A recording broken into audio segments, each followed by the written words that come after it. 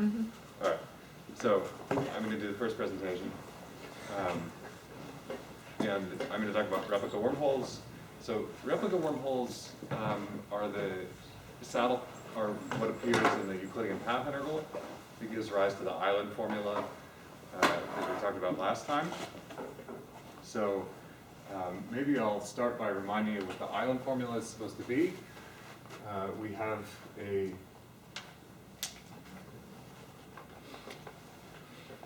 evaporating black hole, and we're calculating we have a region R, and we'd like to calculate its entropy. And according to the island formula, S of rho R should be given by min over I, x over I of a quarter the area of di plus S of rho tilde I union R, where I is some region that's going to be chosen by the extremization procedure, but is going to end up being a region that's basically the black hole interior. And we want to derive this formula. Okay, so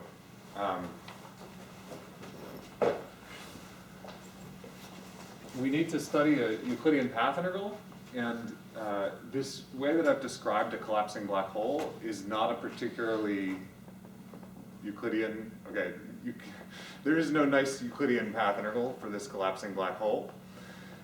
So I'm going to use a bit of a trick here to turn this into Euclidean calculation. I'm going to think of this black hole as created by I need another color.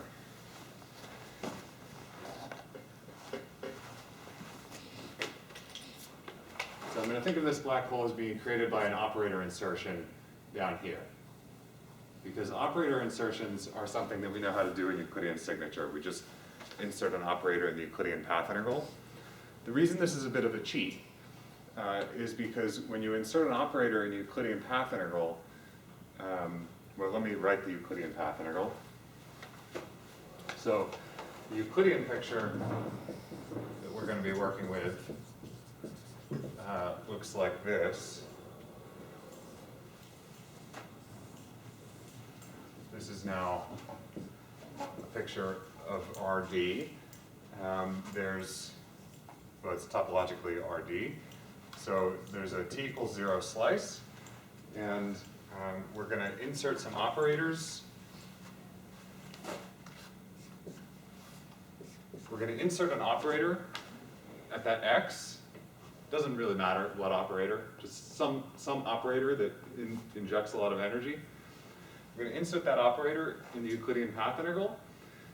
There's two because there's one in the bra and one in the ket. Okay, so this creates a state with a lump of energy at this spot here at time 0 on the t equals 0 slice. Now, this is not quite that picture because the state that you create this way is time symmetric. It's time reflection symmetric. What this really creates is shock waves going both forward in time and backward in time. So what you would really get by doing this Euclidean path integral is like a doubled version of this picture, where you have a black hole with a shock wave coming out, and then, so there would be a shock wave here, and then this shock wave creating a black hole. But we're not going to worry about that because we're just going to do the calculations at late time. Now, in practice, the way this is done is you do Euclidean path integral, where everything is in Euclidean signature. Like, for example, our region R is going to be like here. We do the calculation Euclidean signature with some coordinates for the insertion points and coordinates for the position of region R. We do the whole calculation, and then at the end, move these points into Lorentzian signature. As long as we put them at late times, that fact that there's also an outgoing shock wave shouldn't really matter. That's all being pushed back down to off the diagram at the bottom. Okay, but this gives us a way of thinking about collapsing black holes from the Euclidean path integral. So, as usual, we're going to follow our usual our usual bag of tricks to calculate this path integral. Rho sub r is the gravity path integral with the boundary condition. So what is the boundary condition for this is basically this part of the diagram. Okay, so the way to think about this is that this picture is a picture of the space-time at early times, but these things are inserting energy, and as that energy collapses to make a black hole, this part of the diagram there's gonna be a strong back reaction in this part of the diagram. The geometry is gonna change a lot. So we don't specify the geometry in there, where gravity is nonlinearly and important. We just specify the boundary condition for this part of the diagram. Okay, so think of it as the boundary condition that it asymptotically looks like this diagram. So there are two operator insertions, and there's a cut on region R. I'm afraid this might be too small for the video. Let me make this a little bigger.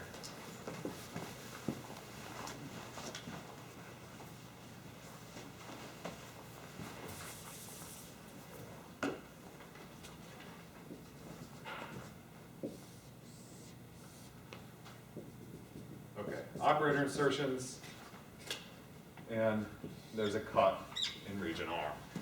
And so this part of the diagram over here, it's up to the gravitational path integral or the gravitational equations of motion to fill in that part of the diagram. Yeah? Sorry, I didn't quite understand what you meant by pushing the incoming shock back to infinity, but is there no way to make sense of this diagram with just one operator insertion?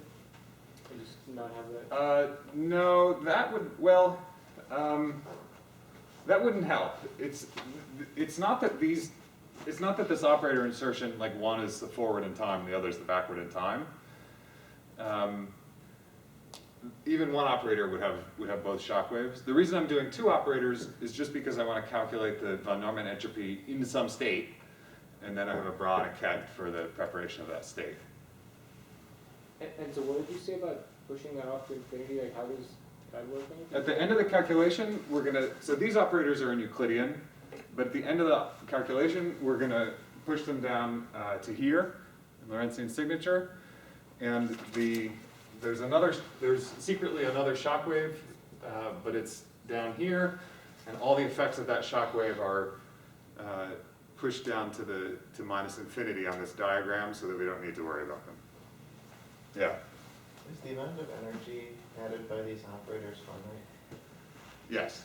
Yes. As long as we move them off a little bit in Euclidean time, the amount of energy is finite, and that'll be the mass of the black hole that's formed.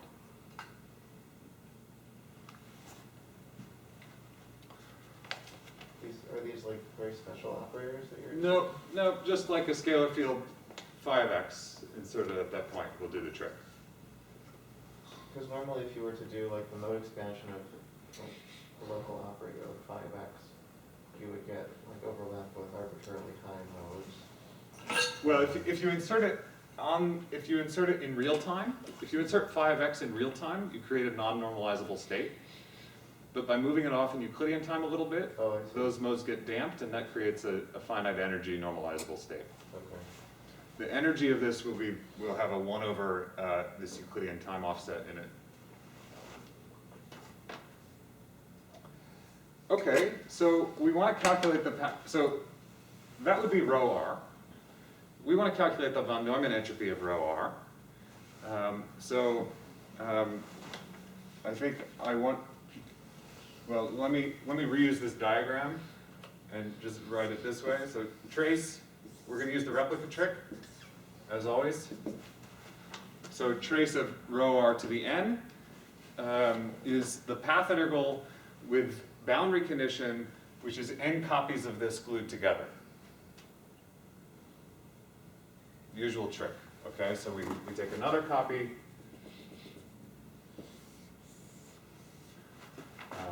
and so on. Each copy has operator insertions, and there's a region R on each copy. And we're gluing the bottom of this region R to the top of that one, the bottom here, to the top of the next one, and cyclically around the trace.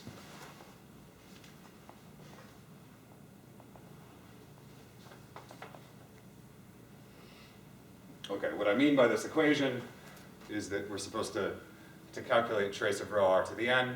We're supposed to do the path integral with this boundary condition. We're going to do that path integral semi-classically by summing over saddle points.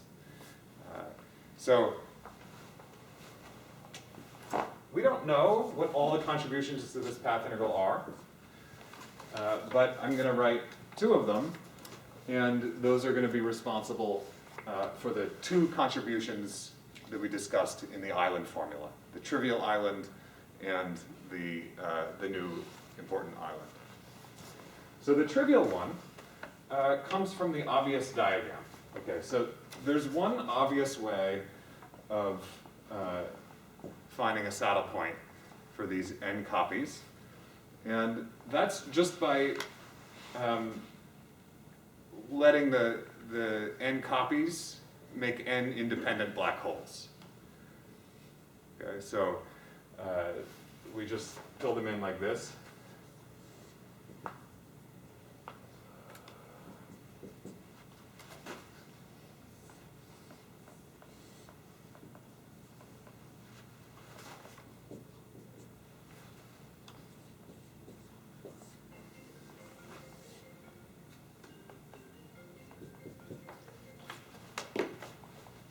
And we have our region R on each copy. Okay, so I'm drawing here the Euclidean picture at early times, where we just put flat space here. But when we evolve this in Lorentzian time, this will evolve because of the energy that's being deposited over here. This will evolve into a black hole. This will evolve into a black hole. This will evolve into a black hole. So if we take this saddle point and we evolve it to later Lorentzian times, then what we get is just n copies of this evaporating black hole picture. Those n copies are glued together in region R, but the geometry, and that'll affect the contribution of the quantum fields, but the geometry is just n copies of the black hole spacetime. This is, okay, so if we stop here and just use this to calculate the von Neumann entropy, then the answer that you're going to get from doing this replica calculation is Hawking's answer. Okay, so this is the Hawking saddle. He didn't describe things in terms of the replica trick, but if he had, then this is really the replica trick that he was using. Because when you just do quantum field theory in curved space, in the usual way, as people normally do, and Hawking did, you're implicitly assuming that the topology of the gravitational path integral is the sort of trivial one like this, where everything is just disconnected. Okay. Is there a way to see that this region R in Euclidean signature evolves to that in Lorentzian signature? Well, it's not region R that's evolving. It's the spacetime over here is evolving, in time. Region R is something that we're picking, and we can choose where to put it. We write down the calculation with region R in Euclidean, but then we analytically continue. There's an endpoint here, which is a parameter, and we analytically continue in that coordinate in order to calculate the physics for this region R. As to whether you can see that it evolves, not in any like trivial way. It's the solution of Einstein's equations, though. We know that if you put a shock wave here, a lump of energy here, then you're going to make a black hole. So you're going to get this diagram. Yeah, but the fact that region R is sort of anchored to spatial infinity and stuff like that is... Oh, that's our choice at the end where we take that, there's a parameter that we analytically continue.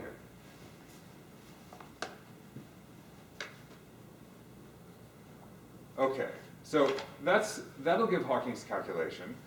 But the point of replica wormholes is that there's another topology that you can include in the gravitational path integral, and that other topology is going to give the non-trivial island. So in this case, the other topology, I can't fit on the whiteboard. Let's see. Let me just draw it up above here.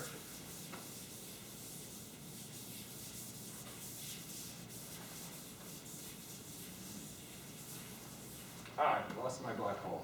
Oh well. Okay, so trace of rho r to the n is the Hawking saddle that we just drew, plus the replica wormhole saddle. So the replica wormhole saddle is a bit hard to draw for general n. I'm going to draw it for n equals 3. So the replica wormhole is a topology where you glue together the gravity regions.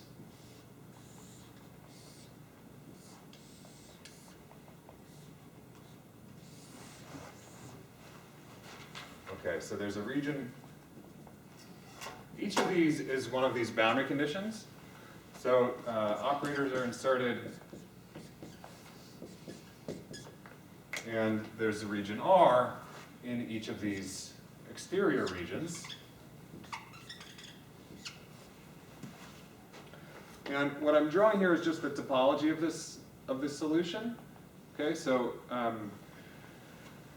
it's even more complicated than it looks because, of course, region R is also glued. Okay, so there's a handle that glues here to here and here to here, and we've glued them all together in the interior gravitational region.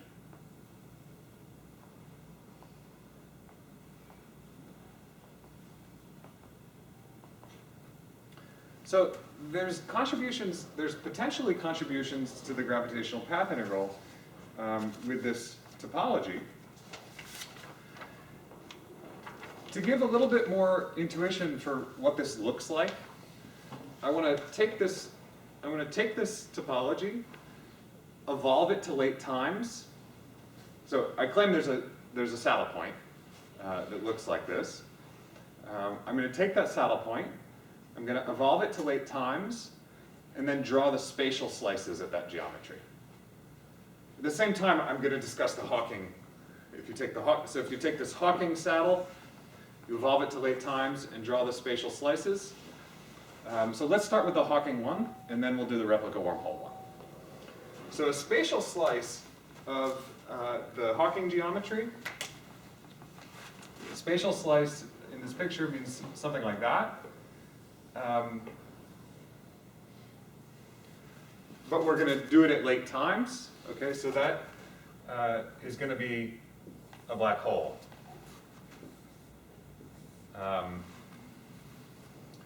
And the interior of a collapsing black hole looks something like that. The shock wave that collapsed in is in here somewhere. A caveat is that this is not the Euclidean black hole that I often... Okay, the Euclidean black hole has the same picture. If I were drawing a Euclidean black hole, I would draw this picture, but that would be the Euclidean time direction, and the radial direction, that is not what I'm drawing here. This is not a Euclidean black hole. This is the spatial slice of a Lorentzian black hole. So on our picture here, which I need to put back,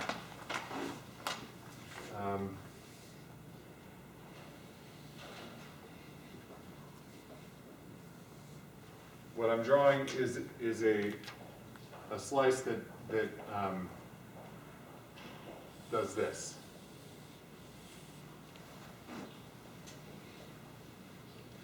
So in the Hawking saddle, those black holes are all separate, and so they look like this. Just this is the angular direction around the black hole. It's a space direction. It's not the Euclidean time direction. And this is the spatial geometry. Does that make sense? Why does it look the same as the other pictures you showed? No reason. I mean, no particular reason. Is it just like one's artistic abilities that make them look the same, or are they actually like the same? They're actually fairly similar. Well, there would be, I mean, for a three-dimensional, this is only literally what it looks like. I'm only drawing two directions here. So for a three-dimensional black hole, or if I suppress one of the directions of the four-dimensional black hole. Why does it look that way? There's nothing deep about it. There's nothing deep about it. It's just a geometry. Where's the horizon on those pictures? The horizon on these pictures is like here.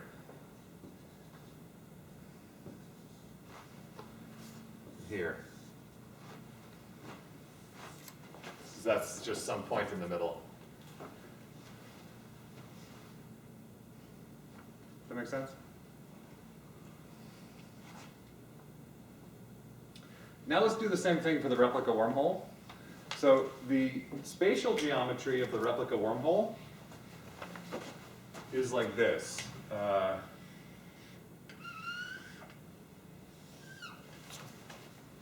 Now, that looks very weird in the picture that I'm drawing, like if we're in 1+1 dimensions. But if you're in higher dimensions, that's a perfectly smooth slice. And I can draw it. So because there's an extra circle direction that isn't on there. Okay, so that's something like this.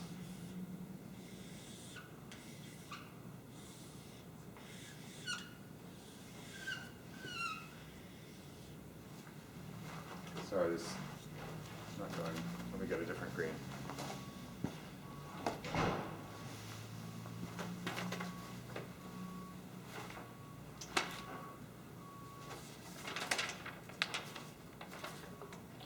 Okay, so that's the replica wormhole. So this whole space-time with this topology is the replica wormhole. There's a saddle point with this topology that looks like this. And I'm going to sort of motivate why there's a saddle point, just using exactly the same calculation that we discussed in terms of the generalized entropy. The way to think about this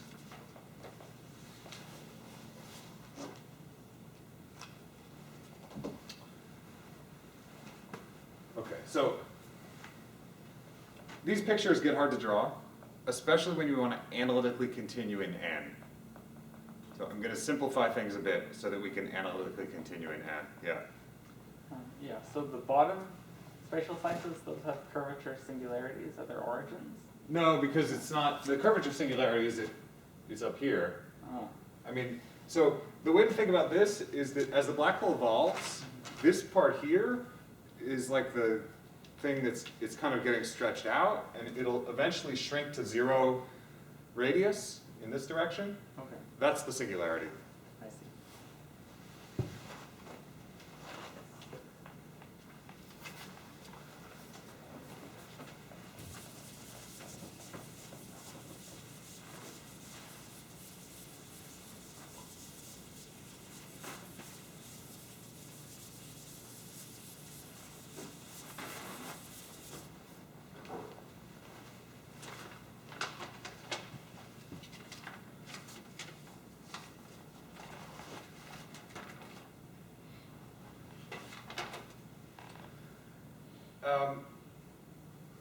There's a very useful way of thinking about this replica wormhole, or of drawing it, and also thinking about it.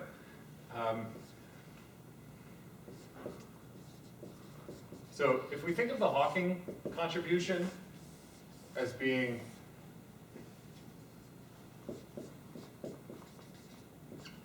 sort of n copies of this, n copies of this plane, I'm going to stop using red because I'm getting tired of switching markers. So there's a cut here for region R. Then the replica wormhole, topologically,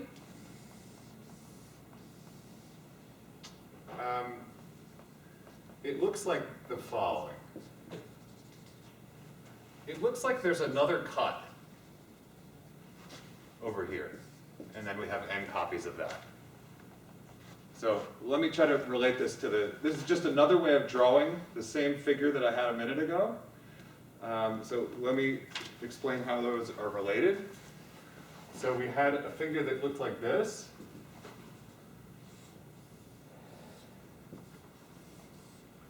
With 3 asymptotic regions. And there was a region R out here. Okay, so what I've done is draw this. So draw this line here, so that this diagram is broken into 3 parts with a Z3 symmetry, cyclic symmetry rotating them. And now think of, let's talk about, okay, so we have 3 copies of the same thing. But let's think about this line here as being 1 and 2. Then topologically, this single sheet of that black hole is equivalent to the topology that I've written here, where we call the top of the cut 1 and the bottom of the cut 2. I just kind of squeezed the picture. Think of it as a conformal transformation, but we're just drawing topologies here. Then we can we're now going to put a metric on this geometry, and since we're just drawing topologies, I'm free to draw it this way. The nice thing about drawing it this way is that we're now talking about, well, now we can just talk about one of the sheets. Instead of talking about this whole multi-wormhole thing, we just take the quotient by Z3, or Zn in general, and we talk about one of these chunks of it. And that one chunk is nicely summarized by this picture here.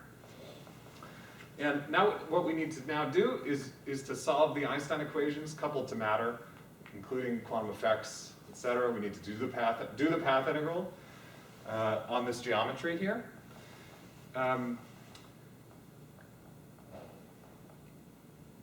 The nice thing about drawing it this way is that this picture. So now we're going to have some Einstein equations to solve and stuff.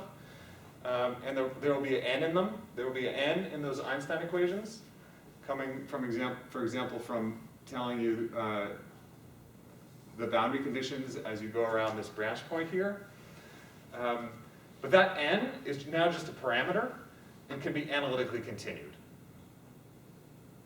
We use the same trick in holographic entanglement entropy, although I don't know if I emphasize this particular point, but once you take this quotient, n becomes doesn't have to be an integer anymore. You can just study the Einstein equations on this manifold with any value of n that you want. Now, on one of the homeworks, you worked through the difference between, so when you have a branch point, you can either let that branch point be a conical excess, as we do in quantum field theory, or you can solve the Einstein equations at that branch point and demand that it be a smooth piece of the geometry. What we're doing in this picture is we're treating this one out here, so there's 2 branch cuts. We're treating this one out here like we do in quantum field theory.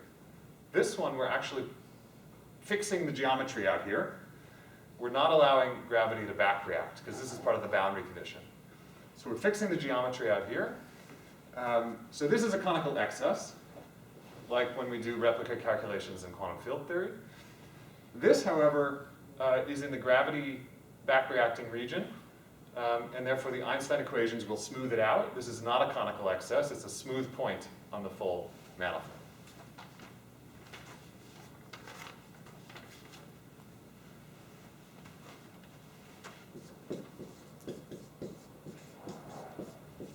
I'm just going to sketch the last part of this, which is to take n to 1 and calculate the effective action on this manifold.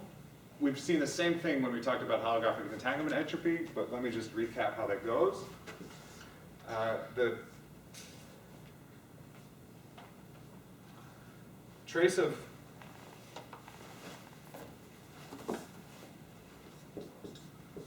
rho sub r to the n, which, according to the replica trick, is e to the minus n minus 1 SR,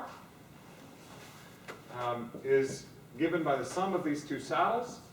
So there's e to the n minus 1 SR Hawking. That's the contribution from the Hawking saddle. And then there's a contribution from the replica wormhole topology. That one roughly looks like a integral over the moduli of, or the location of region I, with an effective action to that location, which is n minus 1 times a quarter of the area of the boundary of I plus s of rho tilde I union R.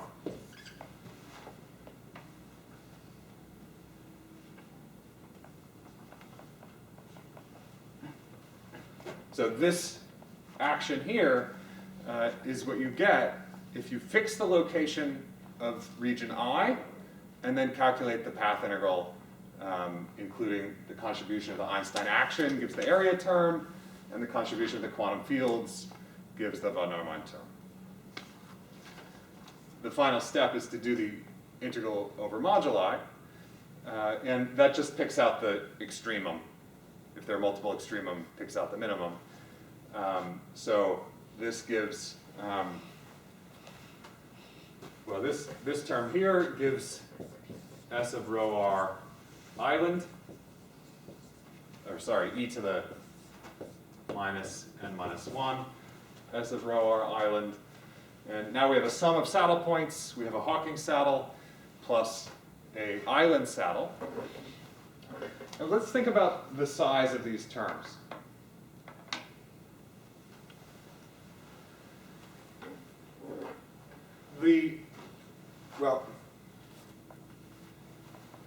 Let's see. At early times, say when the black hole has just started evaporating, we can totally ignore the island term. Well, for one thing, we won't find an extremum. But even if we did find an extremum, this term is tiny because this area term has a 1 over g Newton in it. Okay, so this is a Planck suppressed contribution. It's non-perturbative. E to the minus s black hole. It's a non-perturbative effect.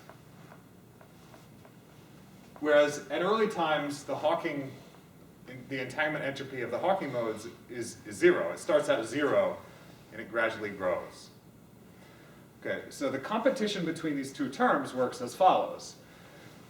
At early times, the Hawking term dominates. This one is non-perturbatively suppressed. But the Hawking entropy is growing with t.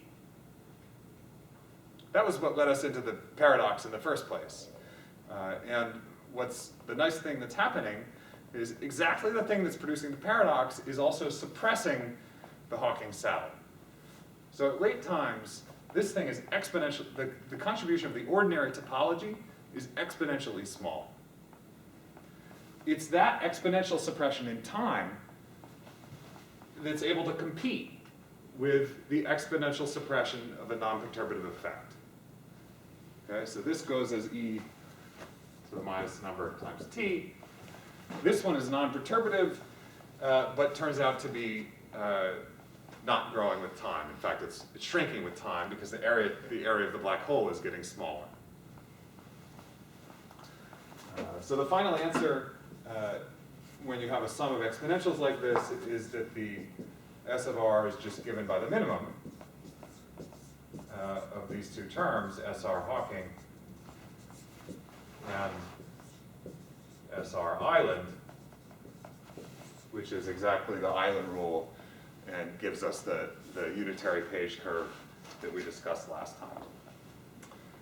Okay, I want to make a few, okay, so that's the conclusion. It's the end of the calculation. I want to make a couple of caveats lest I leave you too complacent about what we've achieved and not achieved here. So the caveats. How is this final min picked up by the formula? Like, Sorry? how does this final min appear in this formula? So you have two terms? Oh, just because we have so each extremum will show up as a term. And we'll have a sum of exponentials, one contribution from each saddle. But if you have, like, it's like you're taking the log, what's the log of e to the a plus e to the b? When a and b are large, it's just the minimum of a and b. Like if this is e to the 10, e to the 1,000, just ignore this one and you get 1,000. So that's where that final min is coming from. Anytime you have one of these sum over saddles, you just end up picking the dominant one. Okay, so it's the next one. Thank you, yeah. Minus.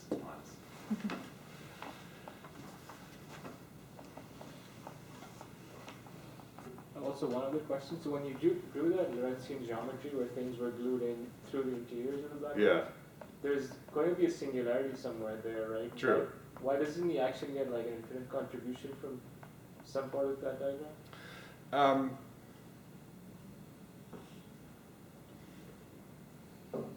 I guess infinite contributions are fine because they become zero. No, they're not quite fine. You have to ask. You have to ask where the island actually lies, and when you find an island that's far away from the singularity, everything's fine. You can calculate the action. Everything's controlled. If the island hits the singularity, then you should worry. At that point, your effective field theory is breaking down. In fact, it does hit the singularity right here, when the black hole finishes evaporating. So remember the page curve goes up and then it comes back down to 0 and flattens out. That very last part where it flattens out, we don't have quite have control over that corner. But I thought That's the only problem. I thought it would hit 0 once the evaporation was done. Right. That's when the island hits the singularity, right when the evaporation's done. Right, the so curve it's is hit the hitting 0. singularity before it starts to flatten out. It's hitting the singularity right as it's becoming 0, right? Yeah, that's right. On the page curve, it's right here. I see. We lose control of the island, I see. but at that point, it's already basically gone to 0 anyway. It's just a little bit of, it's just a Planck-sized black hole at that point, and we shouldn't expect to be able to control the last few bits of Hawking radiation from the semi-classical theory. So I see. Okay. That's based like on these expectations that you shouldn't be able to lose, and all these things with remnants that people have where you can't suddenly lose a lot of entropy because that needs energy. So that's like a plausibility argument that it doesn't start to go back up once you lose control of the energy calculation, right? Yeah, you could say that. I guess it's a tiny object with a tiny entropy, and I just wouldn't really expect we can control that object from semi-classics, and I don't think we should worry about it. It's a tiny object with tiny entropy. It's a Planck-sized object, so you'd have to use string theory or something to understand its details, but it's tiny and has tiny entropy. There's no reason to think it's going to like come back up or something. So the caveats I want to make are the following. I just drew a bunch of path integrals. And remember all these caveats we discussed about gravitational path integrals. There's one conceptual caveat, and then a number of technical caveats. The conceptual caveat that I've made, this is the important one, I think. The technical ones, okay, some people are worried about, I'm not too worried. The conceptual caveat, this is very important, is that when you do a gravitational path integral, you have not really calculated trace of rho log rho. The path integral doesn't know rho, so it can't really calculate that trace. Only the UV completion really knows the matrix rho, so only in the UV completion could you even really hope to do that trace of rho log rho. What's surprising is that you can use the Euclidean path integral to sidestep this problem and calculate, using the replica method, calculate trace of rho log rho without ever actually finding rho and calculating its trace. So what's surprising is that even though the low energy theory does not know how to calculate rho or even whether there is a rho that makes any sense, it apparently knows what the answer should be for the von Neumann entropy of that density matrix in the UV completion. I think that's the way to think about it. It's very similar to when we calculate black hole entropy from the Euclidean path integral. If you really want a microscopic accounting of black hole entropy, you have to go to string theory. But if you just want to know what the answer should be, you can use the Euclidean path integral and it tells you it should be area over 4. Similar here.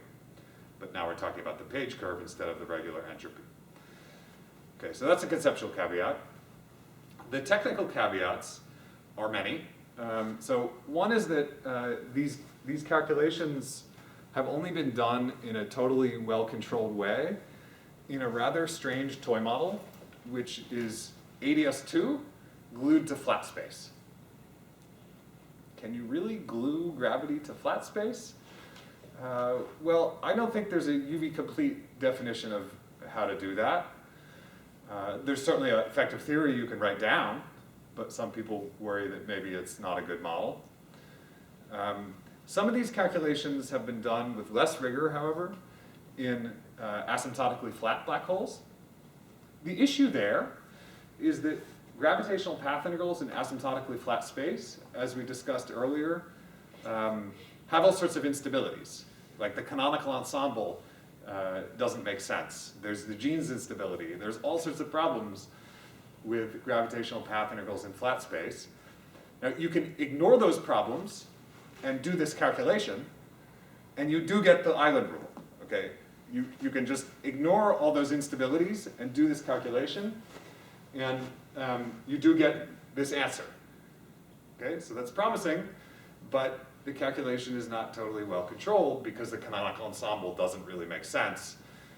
These path integrals are divergent, unstable, and what this really is a prescription for how one should make sense of that nonsensical path integral. The last technical caveat, well, people differ about whether this is a technical caveat or a conceptual one, is that I said that we should fix boundary conditions out here in this region, near our region where we're collecting the Hawking radiation, and focus on this region R. And you could argue, well, you can't really like turn off gravity somewhere. It doesn't make sense to like fix boundary conditions out here. You can fix boundary conditions all the way at infinity, but not at any finite point. Okay, and people worry about this. Okay, so if we allow gravity to fluctuate here in this region, then you really should solve, like, you're not allowed to put a conical excess at this point, like we did in this calculation. You really are supposed to solve Einstein's equations. And the way, so it's not clear, the dust has not settled on that question. It's not really clear whether that's an issue. I don't think it is, but some people think it is. The question is sort of whether you can really even talk about regions in a theory of quantum gravity. If not, you can't talk about the page curve. There's no sensical way of even talking about the page curve if you can't talk about subregions. So there's some issue there of interpretation. So can't even talk about that. Some people have said that, yes.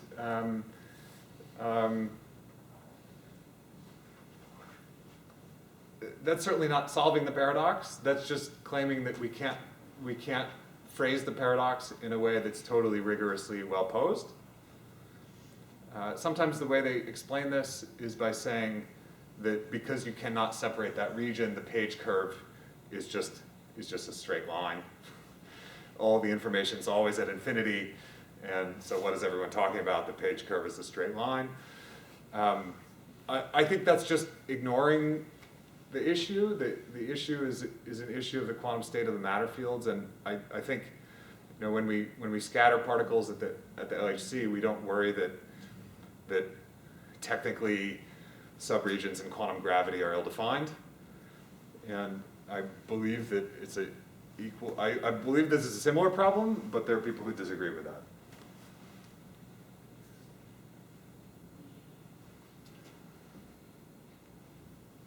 Okay, I want to move to the presentations, unless there are any other pressing questions. Yes? Yeah. About the island formula. So in some cases, a non-empty island will minimize this thing better than an empty island, which means that the entanglement entropy of the island is actually greater than the area of the island. Yes. So that's not supposed to happen. You're not supposed to have a region with Indeed. an entropy greater than its area. Indeed. Yeah. Yeah, so you're referring to like the Bekenstein area bound, and that's right. So a region can only become an island when it violates that bound. It is possible to violate that bound. There's a true bound, which is the Busso bound, which is a covariant entropy bound. These situations do not violate the Busso bound, but they do violate the area bound.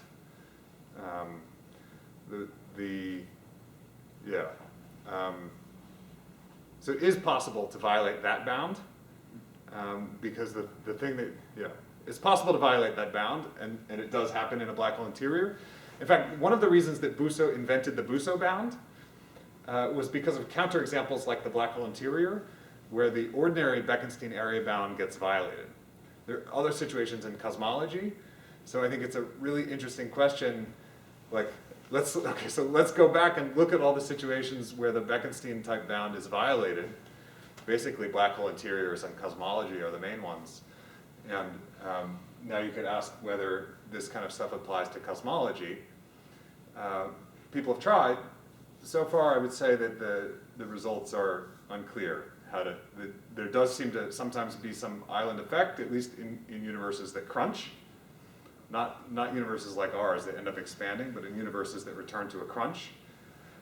You do find extremal islands, but how to interpret those, even in that case, is unclear, and that's still kind of a wide open problem.